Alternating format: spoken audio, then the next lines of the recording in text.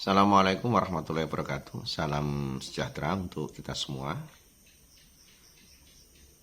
Masih bersama saya Swandi di channel Dunia Ikan Gabus dan masih menjawab pertanyaan-pertanyaan seputar budidaya ikan gabus yang sudah cek di 0816658779. Monggo siapapun bisa bertanya dan di sini bebas ya.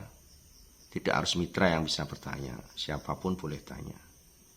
Selama saya bisa menjawab, saya akan jawab. Ya, mau subscribe atau tidak, enggak masalah. Yang penting tayangan ini bisa bermanfaat untuk siapapun yang mau menekuni dunia ikan gabus. Assalamualaikum Pak, perkenalkan nama saya Nurhan dari Kudus, Jawa Tengah. Saya tertarik dengan ikan gabus dan berniat untuk gabung kemitraan di pembenihan. Untuk syarat yang diperlukan apa saja? Yang pertama saya siapkan apa saja. Terima kasih Pak. Ya mohon maaf ya Pak Nurhan yang ada di Kudus ya. Untuk saat ini memang sudah tidak ada lagi kemitraan pembenihan. Untuk itu saya mohon maaf sekali karena memang sudah ditutup ya untuk kemitraan pembenihan. Kalau mau di pembesaran monggo silahkan, tapi untuk pembenihan kita sudah tidak lagi membuka karena mitranya sudah cukup untuk di pembenihan. Berikutnya pertanyaan dari Pak Soleh yang ada di Purwakarta. Assalamualaikum, maaf mengganggu Pak, perkenalkan saya Soleh dari Purwakarta. Izin bertanya, adakah kemitraan di daerah Purwakarta atau sekitarnya enggak ya Pak? Terus bisa enggak saya jual ikan konsumsi ke Bapak ya? Terima kasih Pak. Assalamualaikum. Waalaikumsalam. Untuk kemitraan yang ada di daerah Purwakarta itu ada, tapi yang di pembesaran. Ya. Kemudian kalau mau jual konsumsi ke sini silakan, yang penting kalau mitra ya minimal 200 gram. Kalau belum mitra itu minimal 500 gram ya, untuk Pak Soleh ya yang ada di Purwakarta. Berikutnya pertanyaan dari perkenalkan nama saya Dede dari Karawang. Saya mau bertanya lagi Pak, kenapa buraya ikan gabus saya banyak yang mati ya Pak? Padahal untuk kolamnya sekarang saya sudah pindahkan ke tempat yang agak panas.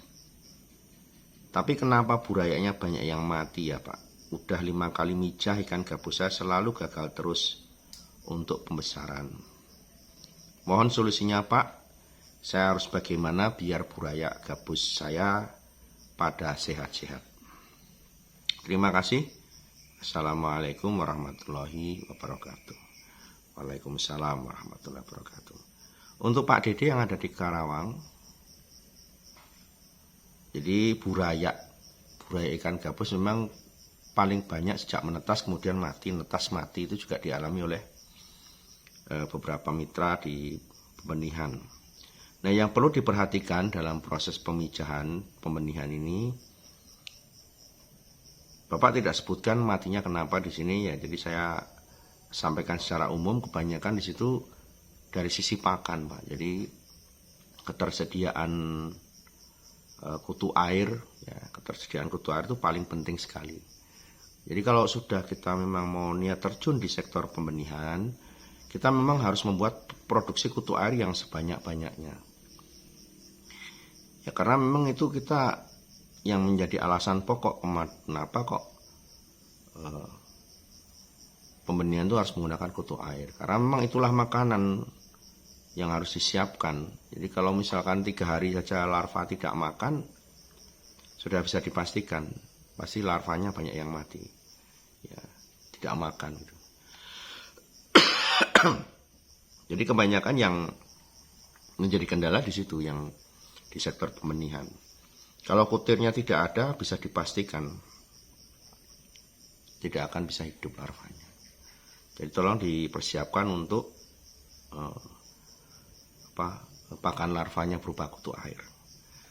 Ya, Kalau dari pengalaman saya memang pakan yang paling cocok itu hanya kutu air, karena dari sisi ukuran ya itu cocok sekali, ukurannya juga memang bisa dimakan oleh larva ikan yang baru menetas. Untuk larva ikan apapun, apalagi sudah 5 kali mijah kok nggak bisa hidup, itu kalau menurut saya hanya masalah pakan saja.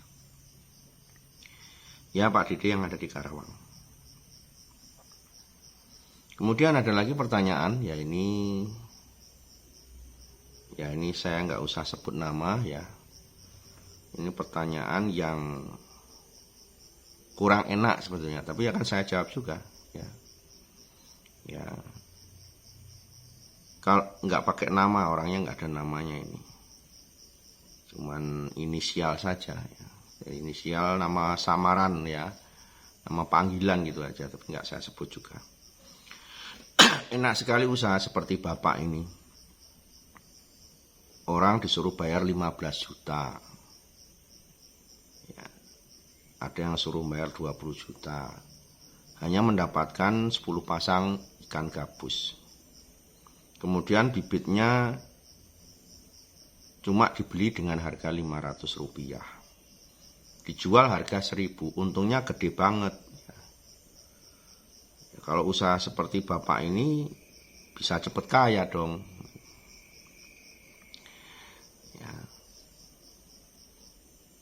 Ya untung-untung ada orang yang mau ya. Ada orang yang mau diberikan janji-janji manis ya, untuk usaha ikan gabus ya, mudah-mudahan bisa berjalan usahanya. Jadi ini pertanyaan ini apa ya, ya bukan pertanyaan ya, ini orangnya juga nggak ada namanya ya. Jadi mungkin buat Bapak yang menuliskan komentar di WA saya ini, mungkin kalau Bapak bicara seperti itu mungkin enaknya mungkin, atau saya balik gitu. Saya tawarkan ke semua mitra atau seluruh sahabat dunia ikan gabus. Jadi dia bilang enak sekali usaha seperti saya, jualan induknya mahal 15 juta, kemudian saat panen dibeli 500 ekor rupiah per ekor, jualnya 1000, udah dapat untung gede. Jadi sekarang saya balik kepada semua pemirsa atau sahabat dunia ikan gabus dimanapun Anda berada.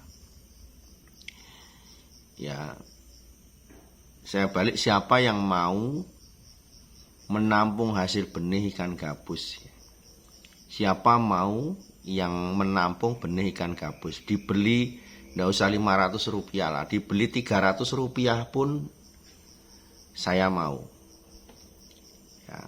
Sama, saya akan beli induk sama 10 pasang 15 juta juga, saya akan beli ya 10 paket misalkan ya. Saya akan beli 10 paket 150 juta. Nanti benihnya dibeli aja dengan harga 300 rupiah, nggak usah 500 lah. Nah, kalau ada mitra yang mau ataupun sahabat dunia ikan gabus yang mau, saya siap. Mendingan saya jadi produsen benih daripada menjadi penampung benih.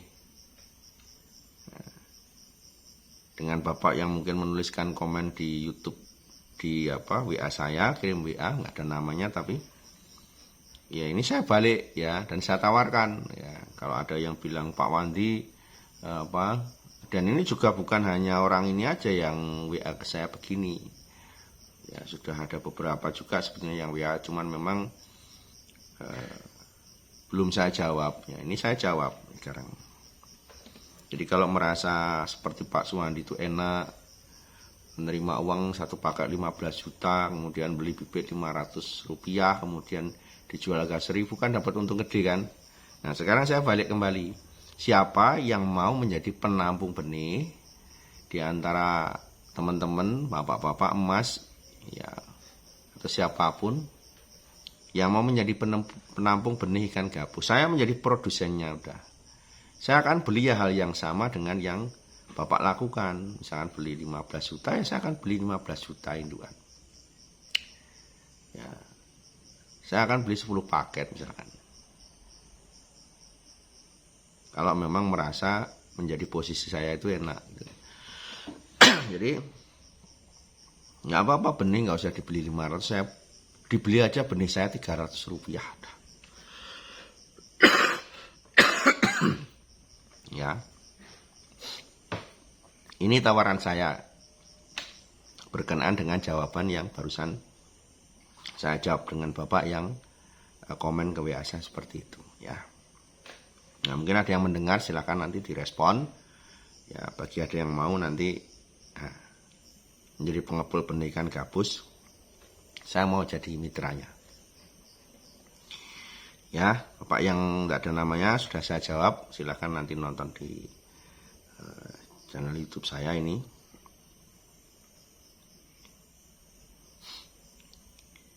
Berikutnya pertanyaan dari ya, ini siapa ya, tidak ada namanya juga. Semoga Bapak sukses selalu. Izin bertanya Pak, kolam pendederan saya ukuran 2x1, kedalaman 50 cm, diisi air 30 cm. Bibit ikan gabus ukuran 23, sekitar 5.000 ekor.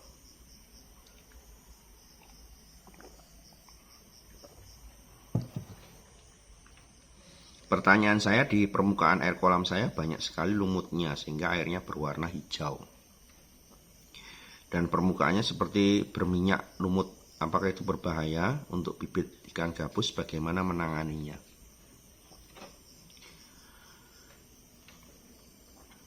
Jadi kalau lumut Pak, kalau memang misalkan berlebih ya dibuang Pak, disaring, diambil, dibuang. Kalau di permukaan itu sampai cukup penuh ya, menutupi permukaan air ya disaring pada siang hari, diambil, dibuang Pak.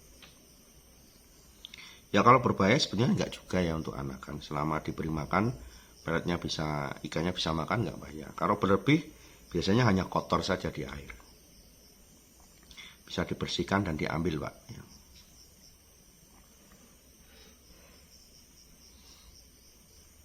Baik, lanjut pertanyaan dari Bapak Yusuf ya. Saya Purnawirawan di Aceh. Saya mau tanya Pak, saya kepingin pelihara ikan gabus tapi sulit mendapatkan bibit. Bagaimana kalau mencari induk alam? Apakah bisa dibuat untuk indukan? Atas jawabannya semoga Allah balas dengan kebaikan dan pahala dan rezeki yang melimpah. Amin. Untuk Pak Yusuf yang ada di Aceh, untuk indukan bisa Pak mencari dari alam. Dan sudah pernah saya jelaskan juga di tayangan sebelumnya juga yang saya nggak hafal, tayangan 4 berapa itu, bagaimana cara menjinakkan induk, membuat induk dari ikan gabus dari alam. Bisa Pak dicoba.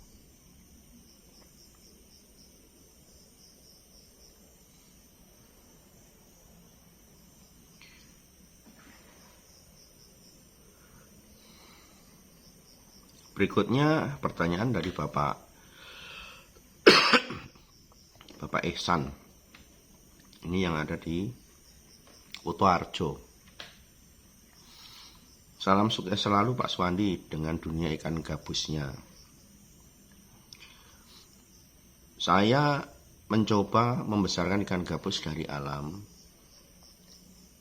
di mana saya mengambil bibit itu dari rawa-rawa di sekitar saya. Setelah saya ambil, saya bawa pulang, saya beri pelet kok nggak mau makan ya Pak. Bagaimana cara memulai mengajari ikan gabus makan pelet Pak? Mohon penjelasan dan pencerahannya. Terima kasih. Ya ini juga sudah pernah saya jawab ya di sebelumnya ya. Untuk larva Pak yang dapat dari alam, kalau Bapak dapat dari alam mungkin masih warnanya kuning ya. Kalau sudah berubah menjadi kuning ya bisa sama. Kalau memang ada kutu air ya kutu air ya. Ini kalau memang nggak ada alternatif lainnya, ini asal Bapak bisa mendapatkan pakan lain ya, asal yang penting hidup gitu ya, itu bisa menggunakan cacing sutra juga bisa ya. Itu jadi Bapak bisa belajar dari situ, kutu air atau cacing sutra untuk makanan sebelum dia masuk ke pelet. Kan prosesnya kan Yang penting larva itu kan mau makan. Setelah mau makan, kemudian nanti dicampur dengan menggunakan pelet. Ya, paling tidak sekitar bibit itu sudah berusia, ya kalau panjang badannya sudah 2-3 cm itu sudah mulai bisa diajari dengan menggunakan pelet dicampur PF 500. Yang nonton di dunia ikan gabus sebelumnya Pak ada, sudah kita tayangkan. Baik ya, jangan kemana-mana, tetap ikuti terus channel dunia ikan gabus. Saya masih akan menjawab pertanyaan-pertanyaan seputar budidaya ikan gabus yang sudah chat di 081 665 8779. Assalamualaikum warahmatullahi wabarakatuh.